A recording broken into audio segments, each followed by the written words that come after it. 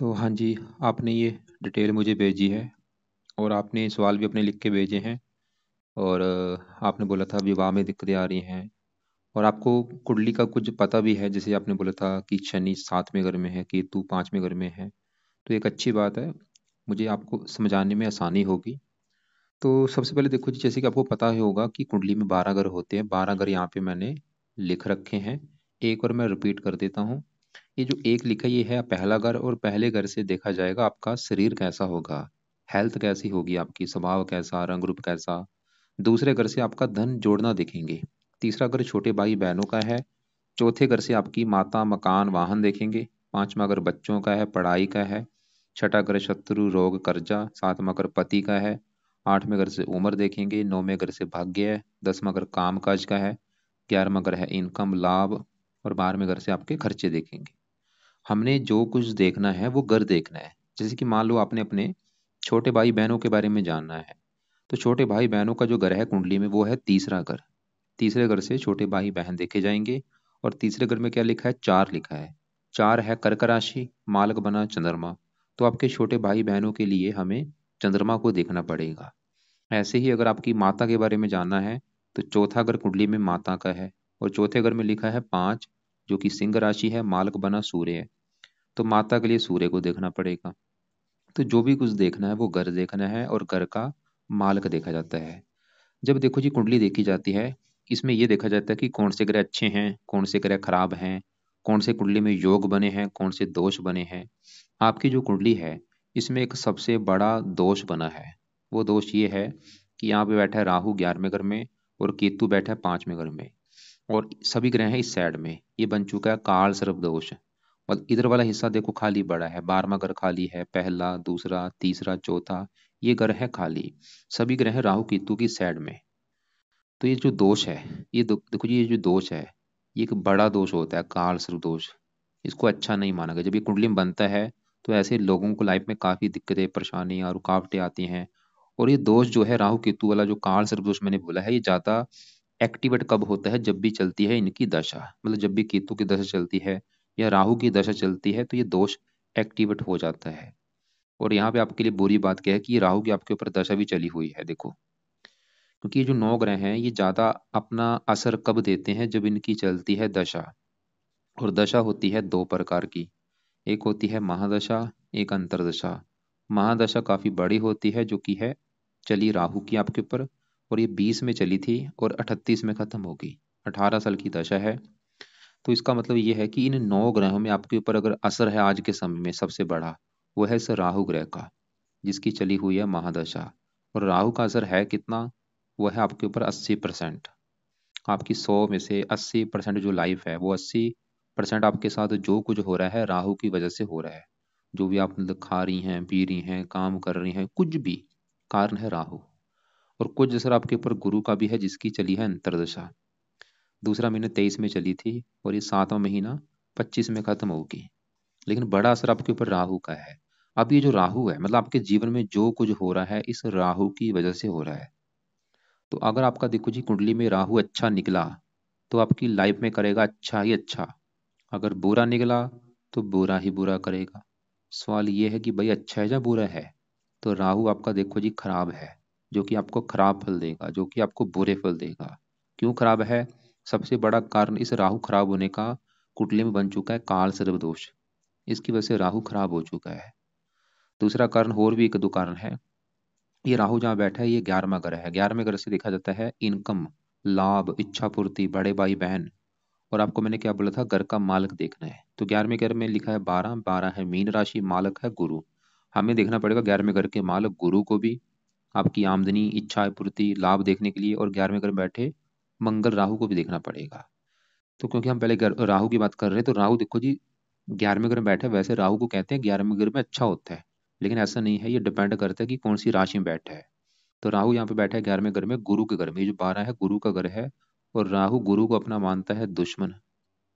तो राहु देखो जी, मैंने आपको अभी क्या बोला कि दो तीन कारणों से खराब है। एक तो सबसे बड़ा वैसे कारण है खराब होने का, काल सर्प दोष। दूसरा कारण, ये गुरु के घर में दुश्मन के घर में बैठा है। और तीसरा कारण, मंगल के साथ बैठा है, अंगारक दोष बना हुआ है। यहाँ पे राहु मंगल के साथ बैठे हैं, अंगारक दोष। अब सवाल कि राहु आपको क्या खराब फल देगा। तो राहु सबसे ज्यादा खराब फल जब काल सर्प दोष बनता है, उन ग्रहों की हानि होती है जिन ग्रहों में ये बैठे होते हैं। जैसे केतु 5वें घर में है, राहु 11वें घर में है, तो इन ग्रहों की हानि होगी। केतु 5वें घर की हानि करेगा, 5वां घर है संतान का, आपकी संतान को लेकर दिक्कतें पैदा करेगा केतु। 5वां घर पढ़ाई का है, पढ़ाई में दिक्कतें। 5वां घर बुद्धि है, बुद्धि भ्रमित कर देगा।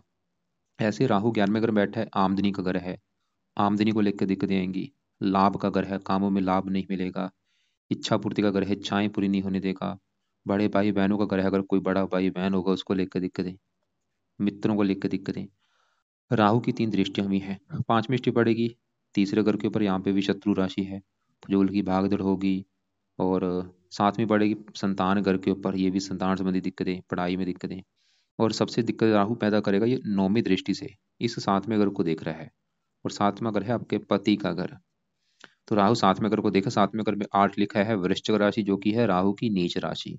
तो राहु 7वें घर का बुरी तरह से नुकसान करेगा, जो कि है पति का घर। आपके विवाह में देरी भी करेगा और पति से आपके लड़ाई झगड़े भी होंगे। मतलब एक तो आपका विवाह देरी से होगा, और विवाह हो भी गया तो आपकी पति से बनेगी नहीं, लड़ाई झगड़े होंगे। और यहाँ पे एक और गड़बड़ है कि राहु के साथ जो मंगल बैठा है, मंगल देखो जी इस कुंडली में है, इस घर का मालिक 7वें घर का, जो कि है पति का घर। मान लो आप मुझे बोलेंगे मुझे पति के बारे में जानना है विस्तार से, तो महारा गुरु में 7वां घर है पति का घर। तो पति के लिए इस 7वें घर को देखना पड़ेगा। और फार्मूला मैंने आपको बताया है, घर का मालक देखना है। तो 7वें घर में लिखा है 8, 8 है वृश्चिक राशि, मालक है मंगल। तो आपके पति के लिए हमें इस मंगल को देखना पड़ेगा। और मंगल के अलावा पति के घर में कौन बैठा है, शनि बैठा है। शनि को भी देखना पड़ेगा। और 7वें घर के ऊपर दृष्टि है पति के घर के ऊपर राहु की, राहु को भी देखना पड़ेगा। कितने ग्रह हुए, 3 ग्रह हुए। और गुरु जो होता है ये लड़कियों की कुंडली में पति का कारक होता है, इसको भी देखना पड़ेगा। 4 ग्रह रख लो। सबसे पहले अभी मैंने 7वें घर के ऊपर राहु की दृष्टि देखी। तो राहु 7वें घर को खराब कर रहा है, क्योंकि ये राहु की है नीच राशि। तो राहु ये दिखा रहा है कि आपको पति संबंधी दिक्कतें आएंगी। वो दिक्कतें क्या आएंगी, विवाह में देरी होना, विवाह हो गया तो पति से लड़ाई झगड़े होंगे। और ऊपर से दूसरी नेगेटिव बात क्या है कि 7वें घर में जो 8 लिखा है मालक मंगल। देखो जी सवाल है कि मंगल अच्छा है, जब बुरा है, मंगल है तो अच्छा था। क्यों अच्छा था, क्योंकि वो 11वें घर में बैठे, एक अच्छा घर है। ऊपर से यहाँ पे गुरु के घर में बैठे है, ये जो 12 लिखा है मीन राशि गुरु का घर है। और 8वें घर से 5वें घर में बैठे है। और 11वां घर है लाभ, मतलब मंगल तो अच्छा था, लेकिन अच्छे फलों में कमी आ चुकी है साथ में राहु बैठने की वजह से। राहु ने क्या किया, मंगल को खराब कर दिया है। मंगल बेचारा अच्छा था, मंगल ने अच्छे फल क्या देने थे। 11वां घर है लाभ आमदनी, मतलब पति जाके बैठा है लाभ के घर में, पति आमदनी घर में, पति इच्छा पूर्ति घर में। मंगल तो ये दिखा रहा था कि पति आएगा तो इच्छाएं पूरी होनी शुरू हो जाएंगी, पति आने के बाद किस्मत चमकेगी, लाभ होगा। लेकिन मंगल राहु से पीड़ित है, तो मंगल के जो अच्छे फल है उसमें कमी आ चुकी है, क्योंकि मंगल है पति घर का मालक। तो राहु देखो जी एक तो मंगल को खराब कर देगा, और मंगल के घर को भी दृष्टि दे रहा है पति घर को। तो आपको पति संबंधी दिक्कतें बड़े लेवल पे आएंगी, पति का सुख नहीं मिलेगा। मतलब काफी बड़े लेवल पे आपके तलाक के भी जो दिख रहे हैं, या पति पत्नी में लड़ाई झगड़े बहुत ज्यादा होंगे, आपके बनेगी नहीं। तो राहु 7वें घर को खराब करेगा, 7वें घर के मालक मंगल को। और 7वां घर पति का तो है, 7वां घर दिल्ली की इनकम का भी होता है। तो राहु क्या करेगा, आपकी दिल्ली की इनकम को लेकर दिक्कतें आएंगी, जो आपकी रोजाना की इनकम है उसको लेकर दिक्कतें। क्योंकि 7वें घर का मालक मंगल भी दिल्ली की इनकम का घर है। और 7वां घर है साझेदारी के कामों का, अगर आप पार्टनरशिप में काम करेंगे वहां पे भी नुकसान होगा। कुल मिला के कहने का मतलब यह है कि राहु आपका सही होना बहुत जरूरी है। पति के लिए भी वैसे 7वें घर में शनि को भी देखना पड़ेगा, अभी अभी उसकी मैं बाद में बात करता हूँ। लेकिन मेन सवाल है कि इस राहु को सही कैसे किया जाए। क्योंकि मैं फिर बोलूंगा, देखो जी आपकी पूरी कुंडली को जो खराब कर रहा है ये राहु कर रहा है। और आपके लिए बुरी बात क्या है कि जो अगर आपका खराब है राहु, उसी की आपके ऊपर दशा भी चली हुई है। और आप चंद नोट कर भी लेना कि जब से दशा आपकी चली होगी 20 में, जब से दशा आई है आपकी लाइफ में दिक्कतें आ रही होंगी, परेशानियां आ रही होंगी, कामों में रुकावटें आ रही होंगी। तो अब इसके बारे में जो शास्त्रों में लिखा रखा है मैं थोड़ा सा आपको दिखा भी देता हूँ कि कौन सा काल सर्प दोष है। क्योंकि कई प्रकार के काल सर्प दोष होते हैं। जैसे कि आपका राहु है 11वें घर में, यहाँ पे देखो ये बना है विषधर नामक, 11वें स्थान से पंचम स्थान में राहु केतु होने ये स्थिति बनती है। इससे क्या होता है, इस योग से जातक तो जाती है उच्च शिक्षा, बांधा पढ़ाई में दिक्कतें, समर शक्ति, दादा दादी नाना नानी से पूर्ण लाभ, फिर भाई संतान बीमार रहती है, लाभ में भयंकर बाधा रहती है व्यक्ति धन के ये बाद में आप पढ़ लेना। या इसकी एक मैं और बुक की मदद लेता हूँ। तो ये जैसे मैंने बोला, ये ज़्यादा एक्टिवेट होते हैं दशा में, कि राहु की आपकी दशा भी चल रही है विष दर। ये आप बाद में पढ़ लेना, यहाँ से लेके यहाँ तक पढ़ लेना बाद में कि क्या लिखा रखा है। सभी चीज़ें वैसे आपके साथ नहीं होंगी, लेकिन कुछ चीज़ें तो होंगी। जैसे 11वां अगर बड़े भाई का, यहाँ पे देखो बड़े भाई या बहन से, पुत्र वधु या दामाद से। अब तो मेरा यहाँ पे बस आपको समझाने का मकसद ये है कि अगर आपकी लाइफ में अभी कोई दिक्कतें आ रही हैं, चाहे आपका प्रेम प्रसंगों में दिक्कतें आ रही हैं, जिसे आपने प्रेम किया है उसने आपको धोखा दिया है, जैसे आपने एक डिटेल मुझे भेजी भी थी, या आप पहले भी आपको कोई दिक्कतें आई हैं प्रेम प्रसंगों में, रिलेशन में दिक्कतें आ रही हैं, कारण है राहु। क्योंकि राहु यहाँ पे जो शनि बैठा है, ये शनि को भी दृष्टि दे रहा है। शनि देखो जी, शनि भी बुरी तरह से पीड़ित है राहु की दृष्टि से, क्योंकि ये राहु की नीच राशि में बैठा है। शनि इतना खराब नहीं था जितना ये राहु से पीड़ित होने की वजह से खराब है, क्योंकि राहु की दृष्टि इसके ऊपर पड़ रही है संपूर्ण दृष्टि। और राहु 22 डिग्री का है, ये 21 डिग्री का है, और ये राहु की नीच राशि में बैठा है। अब राहु को सही कैसे किया जाए, सवाल ये है। तो राहु के उपाय में से पहला जो उपाय है, आप राहु कवच का पाठ आपने पढ़ना है या इसको सुना करो। दूसरा है राहु स्रोत का पाठ। ये दोनों पाठ आप शाम को या रात को इनको 2 2 या 3 3 बार पढ़ो या सुना करो। तीसरा है राहु की जो वस्तुएं होती हैं उनका दान करो। क्या दान है, आपको मैं वीडियो अलग से भेज दूंगा, दान इसकी पावर कम करेगा। चौथा उपाय है, राहु को सही करने तो कुछ देवी देवताओं के पाठ पूजा करने पड़ेंगे, जिसमें एक तो आएगा शिव जी आ गया, हनुमान जी हो गया, दुर्गा जी होगी, और माता सरस्वती जी। तो इनकी पूजा उपासना करो। मतलब शिव जी की पूजा उपासना में क्या करना है, रोजाना शिव जी के मंदिर जाना है और वहां पे जाके ओम नमः शिवाय का जाप किया करो। 5 10 मिनट बैठ के वहां पे ओम नमः शिवाय, ओम नमः शिवाय। कभी शिव चालीसा पढ़ लिया, ऐसे हनुमान चालीसा, बजरंग बाण, संकट मोचन, ये पाठ सुबह शाम पढ़ना है, रोजाना पढ़ो। दुर्गा चालीसा पढ़ो, माता सरस्वती होगी उनकी पूजा उपासना करो। नीले कपड़े कम यूज करो, नीले रंग का दान करो। राहु के दान की वीडियो भेजूंगा, उसको देख लेना। और एक आपको मैं वीडियो भेजूंगा कि राहु की दशा आने पर क्या उपाय करने चाहिए, उस वीडियो को भी आप देख लेना, कि राहु की दशा जब होती है क्या उपाय करने चाहिए। अब आगे बढ़ते हैं, क्योंकि आपको मैंने बोला था आपके पति के लिए 4 ग्रह देखने पड़ेंगे। हमने राहु देखा भी, जो कि 7वें घर की कर रहा है हानि, और 7वें घर का मालिक मंगल देखा, वो भी राहु से पीड़ित है। अब 7वें घर में, पति घर में शनि बैठा है। शनि की अगर बात करूं, शनि है इस घर का मालिक 9वें घर का। 9वें घर से आपका भाग्य देखा जाएगा। अगर आपका भाग्य देखना है, 9वां घर, 9वें घर में लिखा है 10, मकर राशि, मालक शनि। तो भाग्य किससे देखा जाएगा, शनि से। और शनि कहाँ बैठा, पति घर में, मतलब भाग्य जाके बैठा है पति घर में। शनि ये दिखा रहा है कि पति के आने के बाद वैसे आपका भाग्य साथ देगा। और शनि 10वें घर का मालक है, 10वें घर में 11 लिखा है, कुंभ राशि, मालक शनि। 10वें घर से 10वें घर में, और 10वां घर काम काज पति। देखो जी, शनि यहाँ पे बैठा, शनि का एक अपना स्वभाव है। जब भी शनि पति घर में बैठता है, किसी भी कुंडली में शनि जब मतलब 7वें घर में बैठता है, तो ऐसे लोगों का विवाह देरी से होता है, क्योंकि शनि एक वृद्ध ग्रह है, विलंब से ये चीजें देता है। तो शनि आपके विवाह में करेगा देरी। दूसरा, शनि क्रूर ग्रह है, तो क्रूर होने की वजह से पति से लड़ाई झगड़े भी आपके होंगे, पति से मनमुटाव भी होगा। और हो सकता है आपका जो पति है वो आपसे उम्र में काफी बड़ा हो या उम्र में काफी छोटा हो। और शनि देखो जी, वैसे ये दिखा रहा है कि पति के आने के बाद भाग्य भी साथ देगा, क्योंकि भाग्य पति घर में बैठा है। और काम काज पति, पति के आने के बाद आपका काम काज भी चलना शुरू होगा, या आपके पति काम काज में सपोर्ट करेगा। देखो जी, शनि तो चलो ठीक ठाक था, लेकिन गड़बड़ क्या हो चुकी है कि इसके ऊपर पड़ रही है राहु की दृष्टि। तो राहु ने क्या किया है, शनि को बुरी तरह से खराब कर दिया। क्योंकि शनि है भाग्य, तो राहु की दृष्टि पड़ेगी तो शनि भाग्य की हानि करेगा। काम काज, अगर का मालक, आपके काम काज में दिक्कतें आएंगी। ये पीड़ित हो चुका, अगर पीड़ित ना होता, शनि इतने बुरे फल आपको नहीं देता। और ये शनि 7वें घर की हानि ज्यादा करेगा, पति की हानि ज्यादा करेगा। विवाह में देरी होना, पति से लड़ाई झगड़े होना, पति से प्रेम ना मिलना। तो कुल मिला के कहने का मतलब ये है कि आपके लिए शनि के भी उपाय जरूरी हैं। और शनि के उपाय करने से क्या फायदे होंगे, क्योंकि भाग्यश है, तो भाग्य साथ देना शुरू होगा। 10वें घर का मालक का काम काज का सुख अच्छा मिलेगा, पति घर में बैठा, पति घर की हानि नहीं होगी। विवाह में अगर आपकी कोई दिक्कतें आ रही वो नहीं आएंगी, विवाह हो जाएगा। तो शनि के लिए पहला उपाय है, आप शनि मंदिर आपने जाना है हर शनिवार को।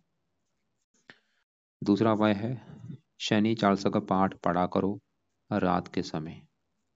रोजाना इस पाठ को पढ़ना है या इसको सुना करो। अब देखो जी, क्योंकि पति के लिए मैंने बोला था 4 ग्रह देखने पड़ेंगे। हमने 7वें घर में शनि को देखा, वो भी ये दिखा रहा है कि पति से बनी दिक्कतें आएंगी। 7वें घर का मंगल देखा, वो भी ये दिखा रहा है। मंगल तो अच्छा था, लेकिन राहु से पीड़ित है, इसकी वजह से वो मतलब खराब फल ही देगा पति के मामले में। और राहु इस घर की हानि ज्यादा कर रहा है। गुरु वैसे पति का कारक वो चलो ठीक ठाक है, शुक्र भी विवाह का कारक होता है वो भी चलो ठीक है। तो आपकी मैरिज लाइफ में दिक्कत आने के देखो जी तीन कारण है, राहु, शनि और मंगल। तो सवाल है कि मैरिज लाइफ में दिक्कतें क्या आएंगी। यहाँ पे देखो जी दिक्कतें, एक तो विवाह में देरी होना, और विवाह अगर हो भी जाता है आपका तो आपकी आगे जाके पति से बनेगी नहीं, लड़ाई झगड़े बहुत ज़्यादा होंगे उससे। और जैसे कि बार बार आपका लड़के मायके आना, और कई बार तलाक की दिक्कत भी आ सकती है, तलाक होने के भी योग बन सकते हैं। हाँ, अगर आपके पति की कुंडली अच्छी निकली, उसका साथ में घर का मालक अच्छा निकला, उसके साथ में घर में अच्छे ग्रह बैठे हुए, तो दिक्कतें ज़्यादा नहीं आएंगी।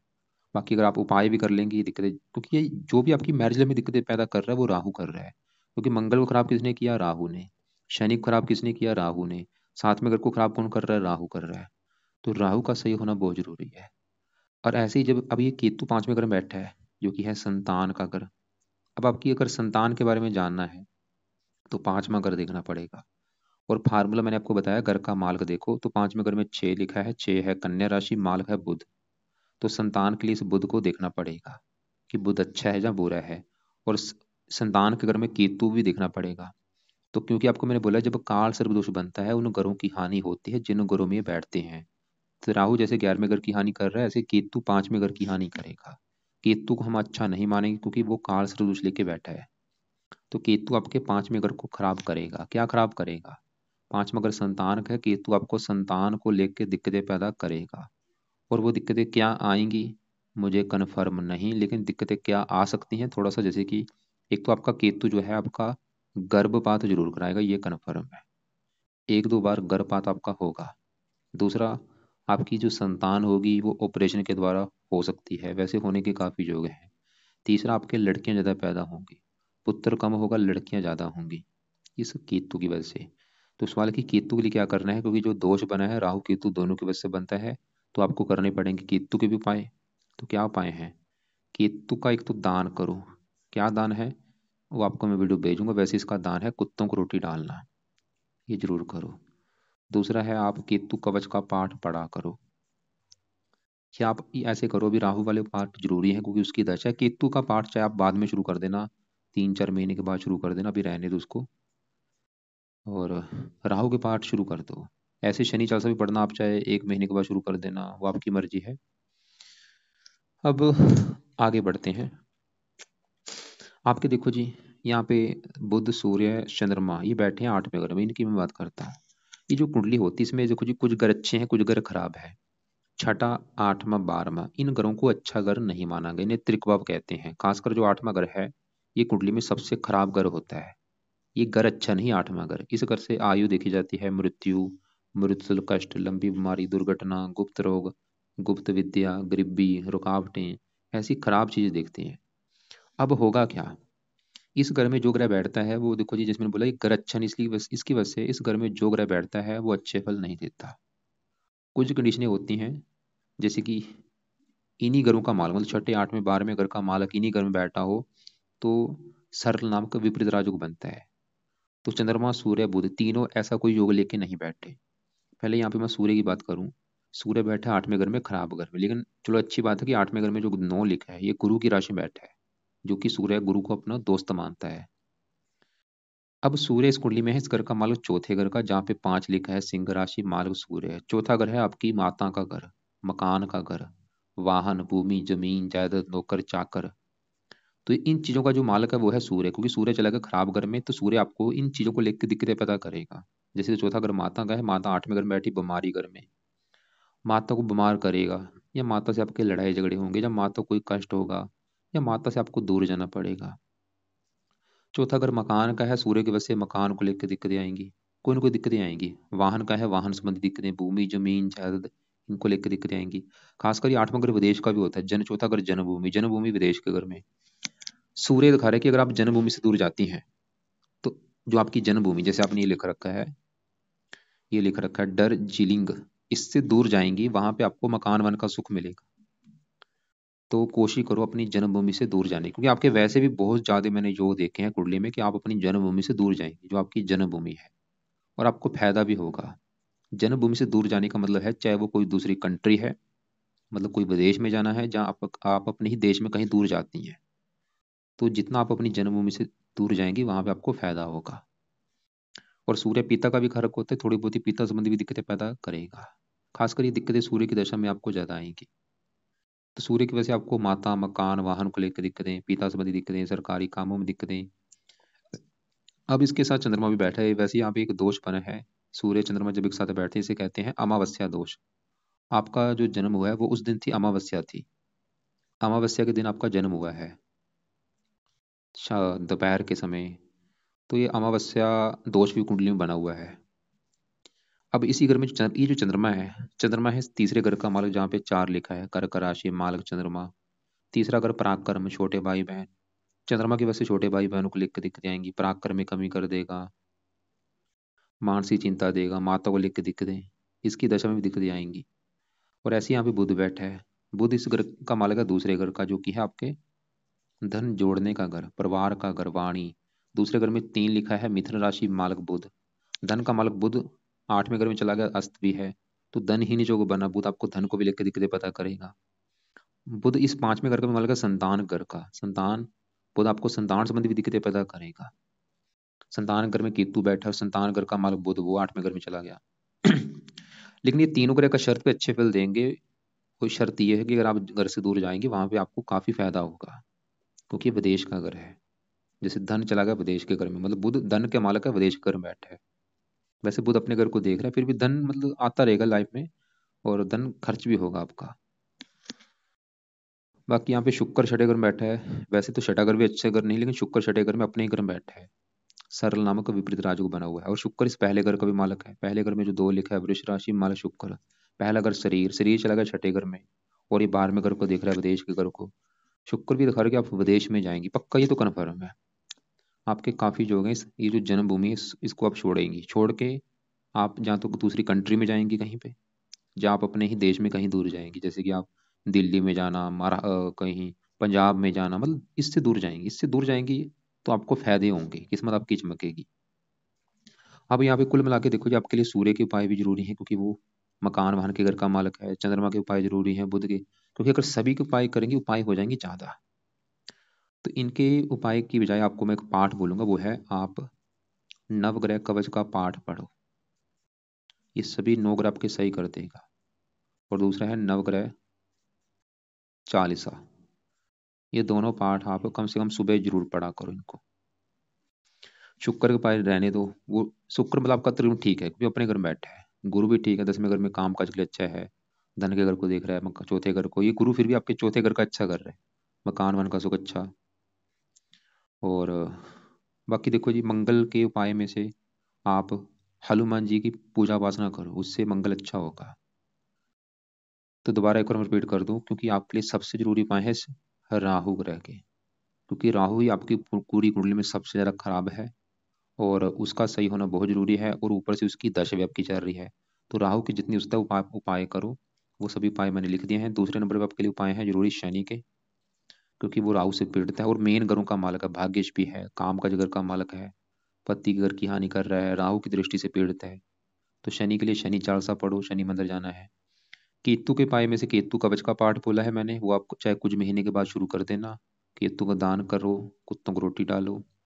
और बाकी शुक्र के उपाय नहीं करने। गुरु की दशा है उसको भी रहने दो। बुध के, सूर्य के, चंद्रमा के, इन तीनों के उपाय में से आप, मैंने बोला है कि नवग्रह कवच, नवग्रह चालीसा, ये सुबह के टाइम आप पढ़ लिया करो। और बाकी राहु के लिए एक और मैं दोबारा रिपीट करूं, तो जब आप रात के समय आपने क्या करना, रात को आप राहु कवच, राहु स्रोत, ये दोनों पाठ पढ़ने हैं, या इनको सुना करो 2-2 3-3 बार। और रात को ही आप शनि चालीसा का पाठ भी पढ़ लिया करो। और बाकी मैंने जो शिव जी बोला है, शिव जी की पूजा उपासना आपका जब भी टाइम लगे, चाहे सुबह शाम, वो आप शिव जी के मंदिर जाओ, वहाँ पे बैठ के ओम नमः शिवाय का जाप कर लो, या घर पे ओम नमः शिवाय का जाप करो। और हनुमान जी के पाठ सुबह शाम जब भी आपका टाइम लगे, कभी आप हनुमान चालीसा पढ़ लो, कभी बजरंग बाण पढ़ लो, कभी संकट मोचन पढ़ लो। हनुमान जी के तो कई फायदे हैं, राहु मंगल शनि। दुर्गा चालीसा पढ़ो, और राहु का दान करो जितना हो सकता है, केतु का दान करो। बाकी नवग्रह कवच, सरो चालीसा, ये आप सुबह टाइम पढ़ लिया करो। और आप ऐसे, अगर आपको लगता है कि एक साथ पाठ आप स्टार्ट करेंगे दिक्कत आ सकती है, तो ये दोनों पाठ आप चाहे 2-3 महीने के बाद स्टार्ट कर देना। इनको सुबह के टाइम पढ़ लिया करो। बाकी देखो जी, आपको आपके जो सवाल हैं एक बार मैं देख लेता हूँ। आपने ये लिख रखा है मुझे, विच रत्न, रत्न क्या करता है, पावर को बढ़ाता है। तो रत्न आपने कोई धारण नहीं करना, सिर्फ जो पाठ पूजा मैंने बोले वो करो। मार्श ये आपको मैंने बता दिया है, राहु मंगल आपके बैठे हैं 11वें घर में। ये आपको क्रोधी भी बनाएंगे, गुस्से वाला भी बनाएंगे, गुस्सा भी आपका बढ़ेगा। शनि देखो जी, मैं फिर बोलूंगा, शनि राहु से पीड़ित है। शुक्र छठे घर में है। लक्की नंबर बता पाना मुश्किल है, वो अंक ज्योतिष होती है। कौन सा कपड़ा, राहु का रंग है नीला, नीले कपड़े कम यूज करो।